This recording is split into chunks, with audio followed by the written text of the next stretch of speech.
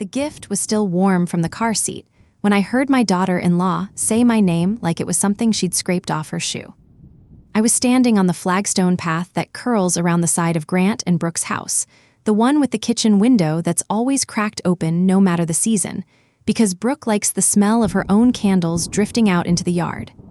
I'd parked on the street instead of the driveway, out of habit, so I wouldn't block the caterer's van. I was early. I'm always early. Wyatt turned 7 today, and I had his present tucked under one arm, wrapped in the paper with the little dinosaurs on it, because he told me on the phone 3 weeks ago that dinosaurs are, in his words, still cool, Grandma, don't worry. I heard Brooke's voice first, that bright, brittle tone she uses for the caterer and the photographer and anyone she wants something from. Then I heard her say it plain, no performance in it at all, just tired and flat like she was reading off a grocery list. Just tell her she can't come, but make sure she sends the check for the party. I stood there on the flagstone with dogwood petals stuck to the bottom of my shoes, and I did not move. Grant said something back, low, and I couldn't make out the words, but I heard the shape of it. The shape of a man who was going to do exactly what his wife told him to do, the way he's done for going on 9 years now. I want to tell you I marched up to that door. I didn't. I turned around, and I walked back to my car with Wyatt's present still under my arm, and I sat down behind the wheel, and I did not cry. I want to be honest with you about that, because I think people expect the tears at this part, and there weren't any. There was just a kind of quiet I hadn't felt in years, quiet enough that I could hear the neighbors' sprinklers ticking on somewhere down the block. Before I go further, let me just say, I tell stories like this one a lot, women who got pushed right up to the edge of what they'd put up with and finally stepped back instead of over it. If that's the kind of thing you come here for, stick around and hit subscribe, because where this one goes, I don't think you'll see coming. Here's what you need to understand about the check. It's never just a check. 3 years ago, after my husband Roy passed, I sat down at his desk, the roll top one he refused to get rid of even after the drawer stuck, and I found his ledger. Roy tracked everything to the penny, in pencil, in his own crooked handwriting, because that's how he was raised and that's how he ran our life together for 41 years. In that ledger, under a tab marked simply G and B, were numbers I hadn't let myself add up while he was alive to do it for me. The lease on Grant's truck, half of Brooke's kitchen renovation, the country club initiation fee neither of them ever mentioned to me directly, though somehow I paid it anyway, twice. I hadn't looked at that tab in over a year. I just kept doing what Roy set up before he died, automatic transfers on the first of the month, because it felt like keeping a promise to him, or maybe just because it was easier than having the conversation nobody wanted to have. Sitting in that car outside the party I never walked into, I opened the banking app on my phone. My hands were steadier than I expected them to be. I found the recurring transfers, 4 of them, going out like clockwork every month for longer than I wanted to admit, and I looked at each one for a long moment before I touched it. Not out of doubt. Out of something closer to respect for how long this had been going on without anyone once saying thank you. My phone buzzed against my leg. Grant's name lit up the screen, cheerful little photo of him at 12 years old that I never bothered to change. I let it ring twice before I answered. "You on your way, Mom?" he said, and behind him I could hear Wyatt shrieking with laughter about something, and someone testing a microphone, 1 2 1 2. "Almost there, baby," I told him, and my voice came out so normal it surprised me. "Great, great," he said, already somewhere else in his head.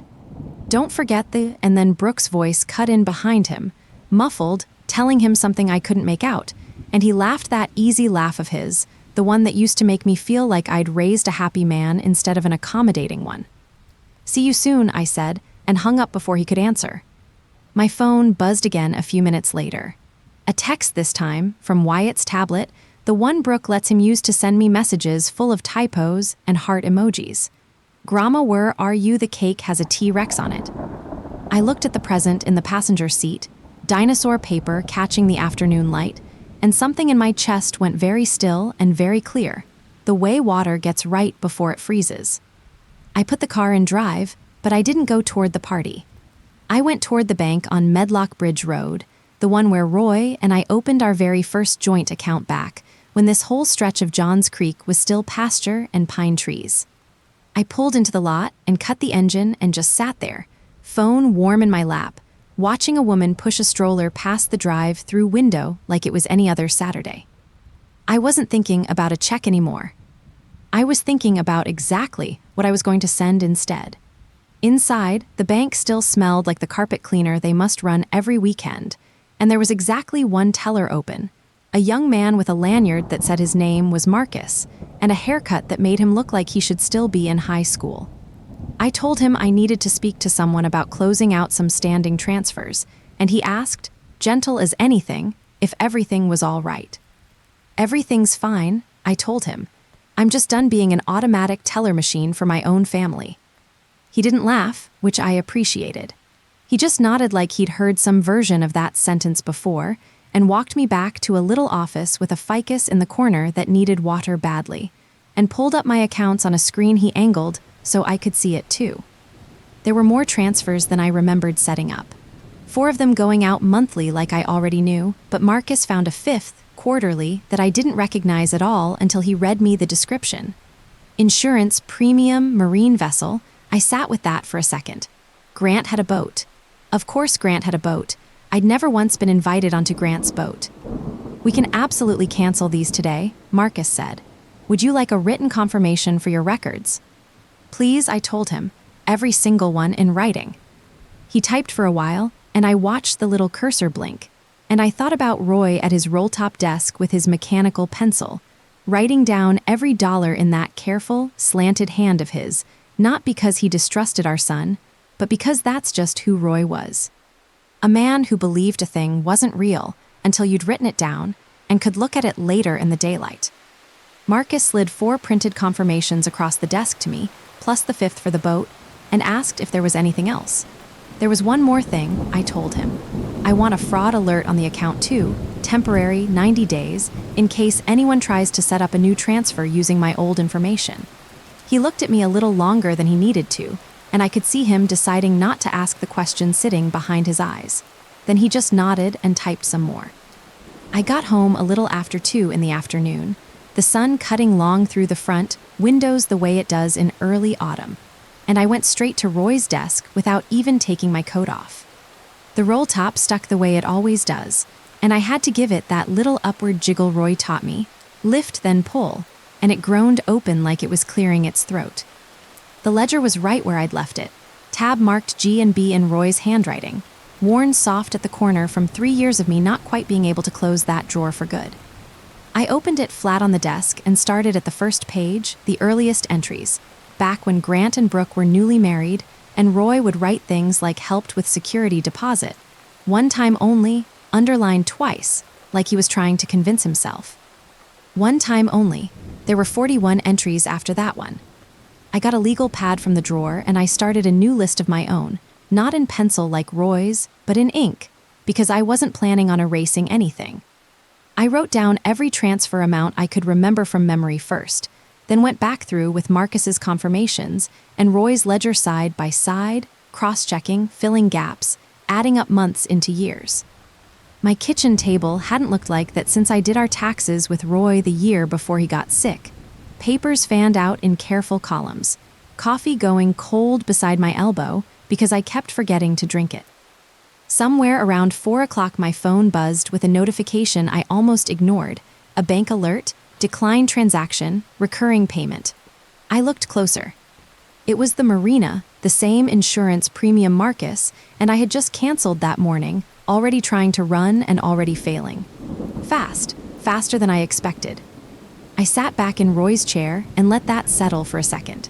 Somewhere across town, on a boat I'd never seen in person, a payment had just quietly failed for the first time in who knows how long, and not one soul on that dock knew whose hand had reached in and stopped it. I looked back down at my legal pad, at the running total climbing into numbers that made my stomach turn, and I thought, not a check. Never again a check. I was reaching for a fresh sheet of paper, thinking about stationery, about the good cream cardstock I still had left over from Roy's memorial cards, when my phone rang again. Not Grant's face this time. Brooks. I let it ring twice, the same way I'd let Grant's ring twice outside that party, and then I looked at the screen a long moment before I decided whether or not to pick it up. I picked up on the third ring, right before it would have gone to voicemail. "Judith, hi, it's Brooke," she said, like I might not recognize the number of the mother of my own grandson. There was noise behind her, DJ music thumping low, a swarm of children shrieking somewhere near what I guessed was a bounce house. "We missed you at the party. Everything okay?" "Everything's fine," I told her, and I meant it more than she could possibly know. "We were getting a little worried," she said, and her voice did that thing it does, drops half an octave, goes soft and concerned at the edges, the tone she probably uses on new mothers at the pediatrician's office, where she works 3 days a week doing something with insurance billing I've never fully understood. Wyatt kept asking where his grandma went. "Tell him I'm sorry I missed the cake," I said. "Tell him I'll make it up to him." There was a pause just a beat too long. "Of course," she said. "We'll see you soon though, right? For the usual." There it was, the usual, not a birthday, not her son, the check. "Soon," I told her, and I hung up before she could ask anything else. I went back to the legal pad. By the time the light through the kitchen window had gone that deep orange color it gets right before dinner, I had 3 full years laid out in careful columns, dated, itemized, totaled at the bottom in a number I circled twice, hard enough that the ink almost tore through the paper. Car lease payments. The kitchen renovation, half of it just like Roy's ledger said. The country club fee, twice over. The boat insurance.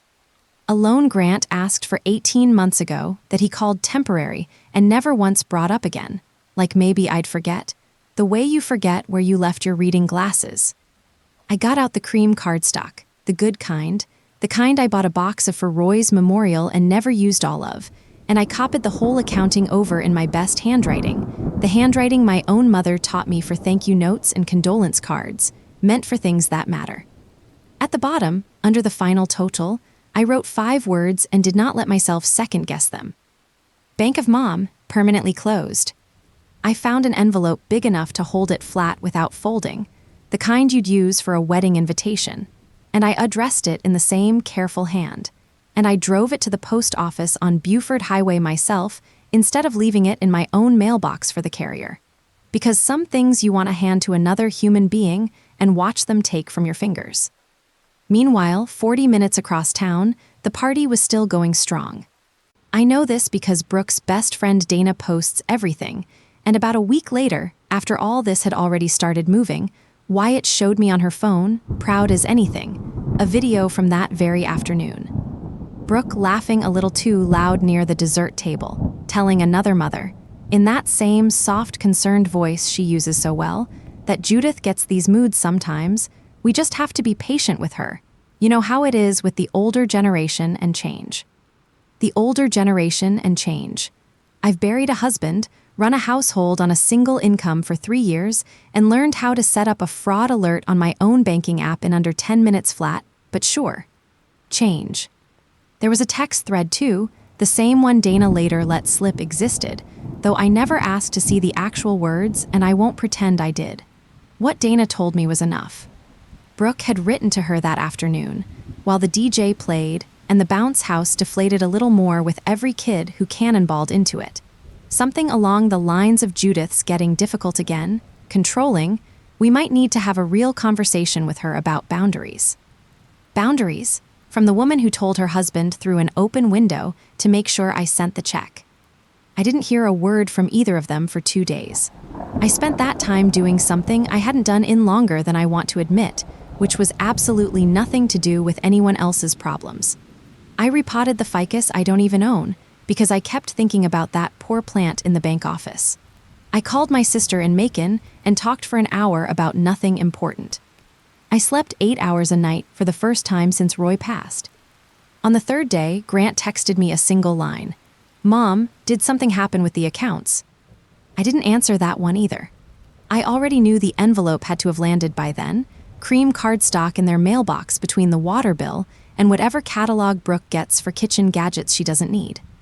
I pictured her tearing into it the way people tear into things they're not worried about, expecting a familiar rectangle of paper with a familiar number on it, already halfway to spending it in her head. What she found instead was 3 years of her own life laid out in my handwriting, totaled, circled, and closed. I heard later, again from Dana, who apparently cannot keep a single thing to herself, that Brooke went very quiet reading it, the kind of quiet that isn't peaceful. That her hand actually started shaking somewhere around the third column, right about the country club line, the one she'd never once thanked me for. And that the very same afternoon, not 20 minutes after opening that envelope, an email hit her inbox from the marina. Subject line something about an account in arrears. Bank of Mom, permanently closed, and the receipts were already coming due. The truck came first. I found that out from Grant himself, 3 days after the envelope landed, when he showed up on my porch at 8 in the morning without calling ahead, still in yesterday's shirt, looking like a man who hadn't slept so much as lain very still. They repossessed it this morning, Mom, he said, before I'd even gotten the storm door all the way open. Just drove it right off the street while Wyatt was eating breakfast. I didn't say I'm sorry, because I wasn't, not exactly, and I've never been much good at lying to my own son's face. I said, come in, and I put the kettle on, because whatever this conversation was going to be, I intended to have it sitting down with something warm in my hands. He sat at my kitchen table, the very same table where 3 days earlier I'd laid out his entire financial life in careful columns. And he ran both hands through his hair the way he used to when he was 16 and had wrecked the car and hadn't figured out yet how to tell his father. You have any idea what you did? He said, and his voice cracked right down the middle of it, half anger, half something closer to fear. I have a very good idea, I told him. I wrote most of it down myself.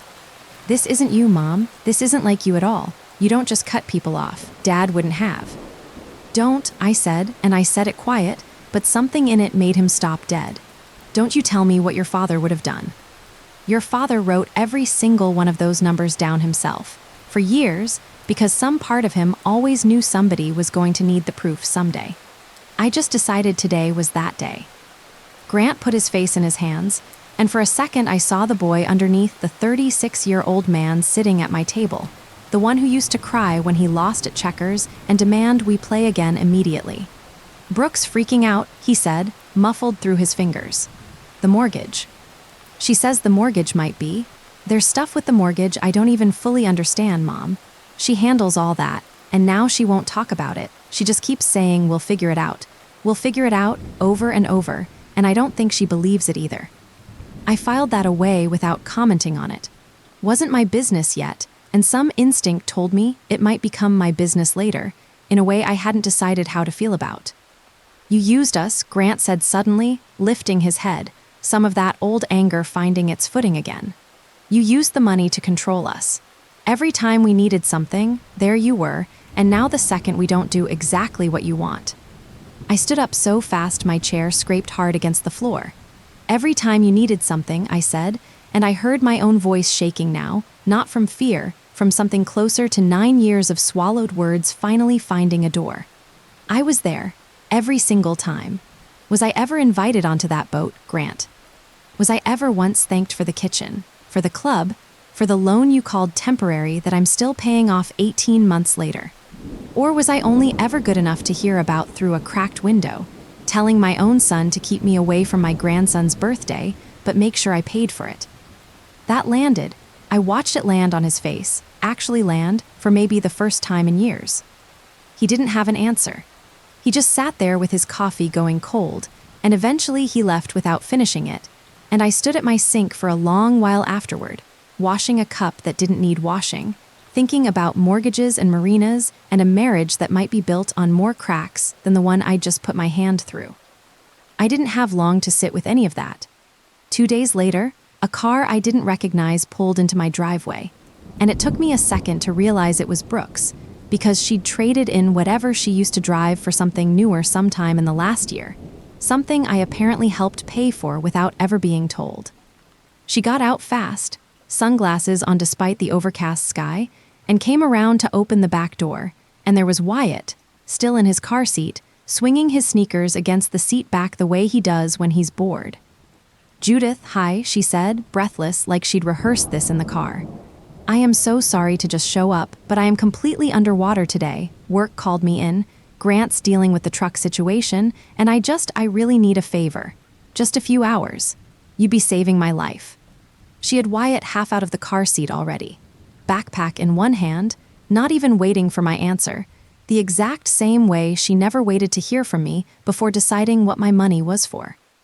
I stood in my own driveway, arms crossed against the October chill, looking at my grandson's hopeful little face turned up toward mine, and at his mother already reaching to hand him over like the last 3 weeks hadn't happened at all, like the old arrangement could just slide right back into place the second it was convenient. "Just a few hours," Brooke said again, and smiled the smile she uses on people she needs something from.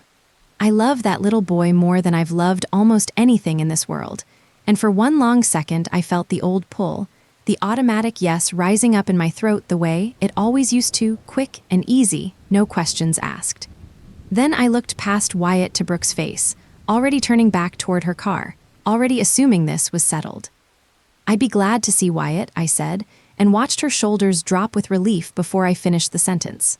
"On a day we've planned for, ahead of time, like a grandmother, not a backup plan you call when nobody else works out."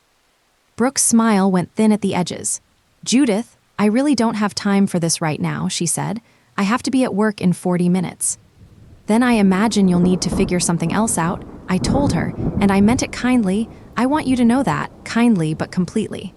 I bent down instead to Wyatt's level, who was still swinging those sneakers, oblivious to any of it. "I'll see you soon, baby, I promise. Grandma's going to plan something special, just you and me." Brooke didn't say another word. She buckled Wyatt back into his seat harder than she needed to, and backed out of my driveway so fast she clipped the edge of my mailbox post and didn't stop to check.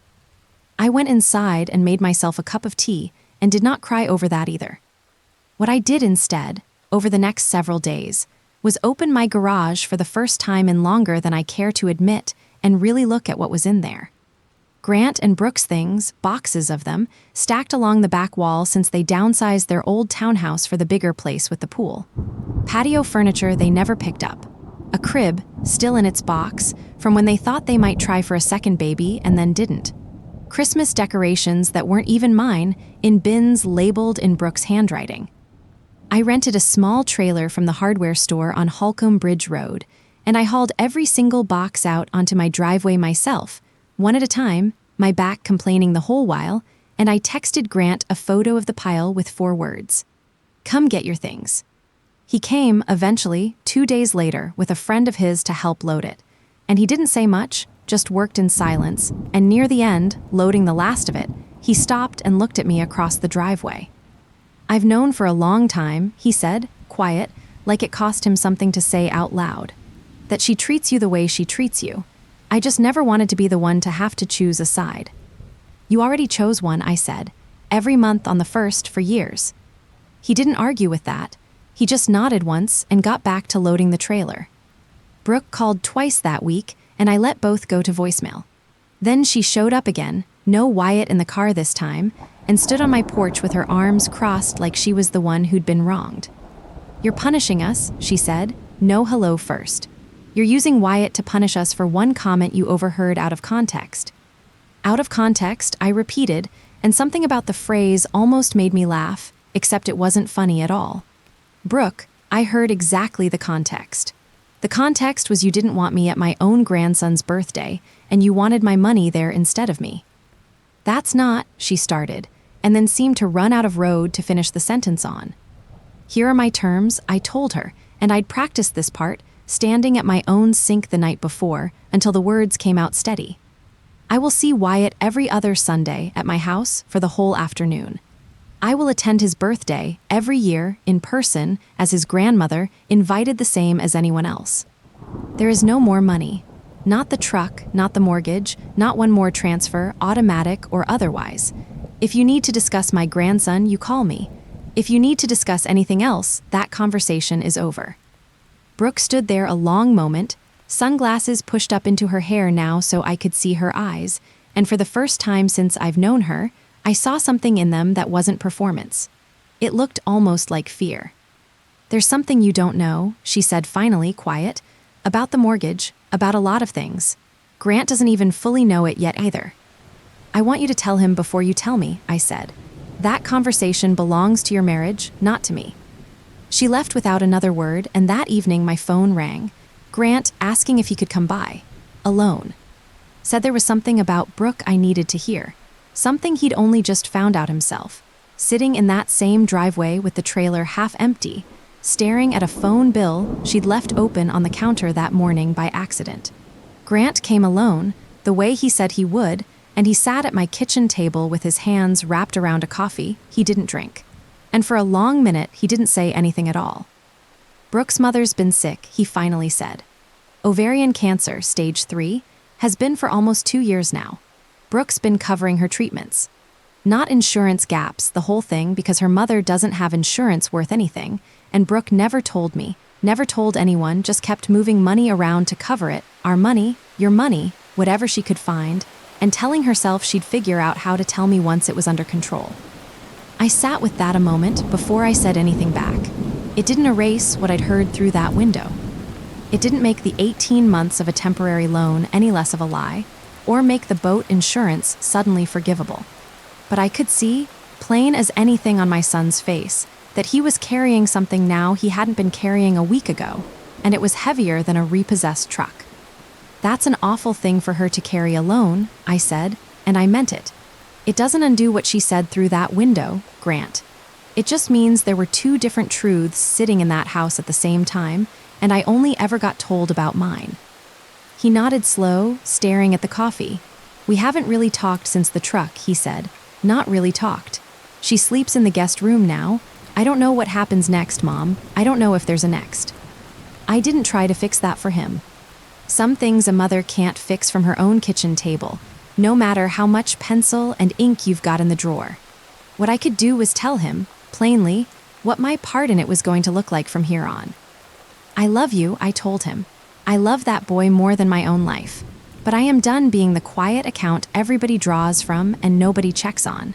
If you and Brooke need to rebuild something between the 2 of you, that's yours to rebuild. My door is open to you both as people. It is closed for good as a bank. He looked up at me then, and for just a second, he looked like Roy used to look, right before Roy admitted I'd been right about something. Okay, he said, okay, Mom. 2 weeks later, on a Sunday I'd circled on my own calendar, Wyatt came to me for our first real visit under the new terms, backpack over one shoulder, a drawing clutched in his other hand that he'd made at school. It was the 2 of us, stick figures holding hands in front of a house with a crooked chimney, and above it, in his careful 7-year-old print, he'd written Grandma's house, best house. We spent the whole afternoon exactly the way I'd promised myself we would. Grilled cheese cut into triangles, because he insists triangles taste better than squares, and I've stopped arguing with him about it. A walk around the block so he could tell me, in exhaustive detail, everything he knows about the Tyrannosaurus rex, which is considerable. He fell asleep on my couch around 4 in the afternoon with his sneakers still on, and I sat in Roy's old chair across from him for a long while, just watching him breathe, feeling something in my chest ease all the way down for what felt like the first time in months. I think about that window sometimes, the one I stood outside of, gift under my arm, hearing my own worth reduced to a check I was supposed to send without ever being welcome to walk through the door myself. I think about how easy it would have been to knock on that window instead of walking away from it, to make the scene everyone probably expected of me. I don't regret the quiet. The quiet is what let me hear exactly how much needed to change and how much I was capable of changing it. Grant and Brooke are still figuring out what they are to each other. That part isn't mine to finish for them. But Wyatt has a grandmother now who shows up on her own terms, invited for who she is and not for what she's willing to pay, and that part, I finished myself. I'll leave you with this one because I've been sitting with it since that afternoon on the couch, watching my grandson sleep with his sneakers still on. If you found out your own family had been treating you like a checkbook with a pulse, would you have walked away from that window the way I did, quiet and steady? Or would you have knocked? I'd really love to know which one of us you'd have been. Tell me down in the comments, and if stories like this one are your kind of thing, you know where to find me. This has been Casterly Payback.